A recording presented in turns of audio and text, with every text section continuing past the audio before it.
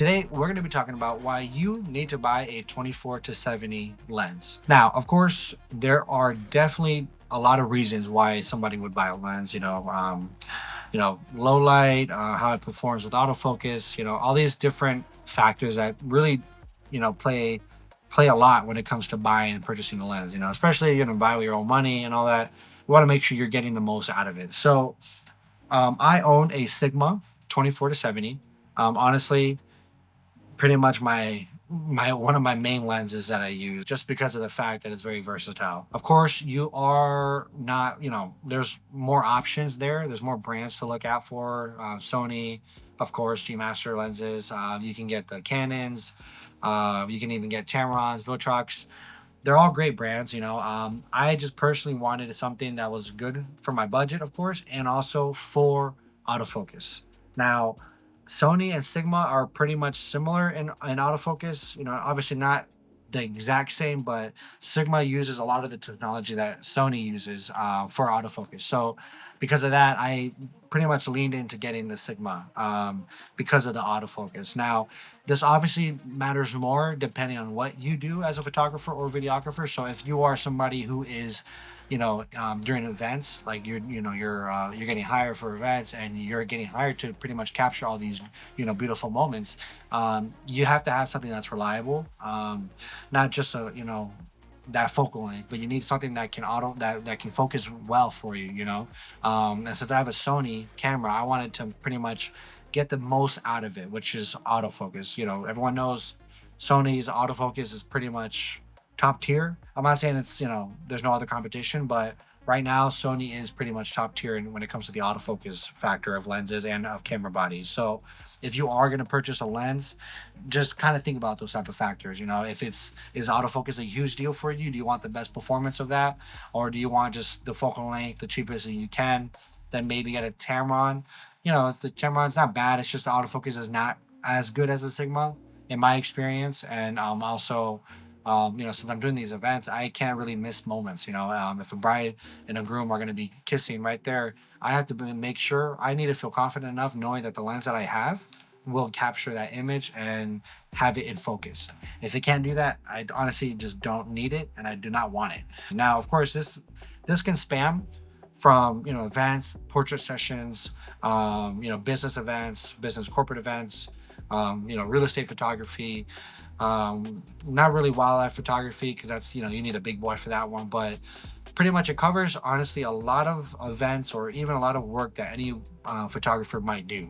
The 24 to 70, I pretty much use it on almost every shoot. I won't lie. Like I have a 70 to 200 Sony G Master Mark II. I love it, but this I use it more often just because sometimes I like to get, when I'm doing a couple engagement shoots or just like portrait sessions, I like to sometimes go wide a little bit just to be able to have that. I like that ability to be able to like quickly, pull out wide and get a nice wide shot with the whole background showing. Those type of things are what I like sometimes. But if I ever wanted to, just punch in 70, go to 70 mil, and I'm able to punch in nice and close to the subject. And also, if you have the crop feature in the Sony, you can crop in. I think it's 1.5 more, so you can even get to like almost 90 mil, around there, 85 mil, which is pretty much a very popular focal length when it comes to portrait sessions. 85 mil. So the one I have is a Sigma 2.8 fixed aperture as well, so this will perform a little bit better in low light. So if you're looking for something that can be versatile, but also something that you can use both in bright and low light conditions, then this is probably going to be the lens for you. Not necessarily the brand, but just any lens that's 24 to 70 that is 2.8 fixed aperture. This is definitely something that you would have to think about. Of course, not everything is going to be perfect. There is pros and cons. This is pretty heavy. My Mark II Sony G Master 70 to 200 lens, literally, I'm not gonna lie. Maybe people are probably gonna think I'm lying, but it feels like it weighs either just the same or less than this. And to me, that is crazy. Especially if you get the ones that, if you're a videographer, you probably don't want to get a zoom lens like this that zooms, where the actual zoom comes out and reaches further. Because if you're rocking a gimbal, you want to punch in a little closer. That will pull the weight forward, and then your gimbal's gonna be like spazzing out. This is a really great lens. Now, Who is this tailored to more? It's not a wildlife, photography lens. So I wouldn't even click on this video if you're a wildlife photographer.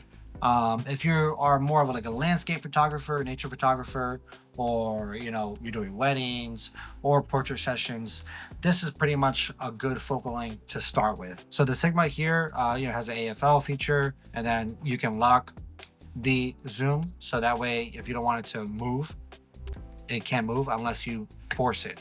So if you lock it, it'll lock, and then it'll you can't hear it, but it won't let you go right away.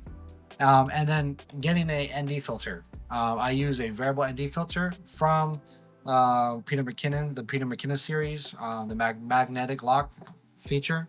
So literally, this is how the lens looks, like this, and then I just lock this up, line it up, boom, gone, not gonna fall. 24 to 70. It is a great lens. You won't regret buying this lens. Of course, like I said, there's different brands to go with. So, just you would have to do your research. I'm not really gonna pull out specs as much. I'm just telling you why I really enjoy using this lens. It's one of my favorite lenses to use. And I've never found myself when I'm, getting more lenses, I never found myself thinking, oh, maybe I should sell this, or maybe I need to give it up because I don't use it anymore. I literally use it all the time. So I cannot go out to a shoot without this in my bag, just in case. So let me know what you guys think. What other brands or other focal lengths that you guys think you use more often than a 24 to 70?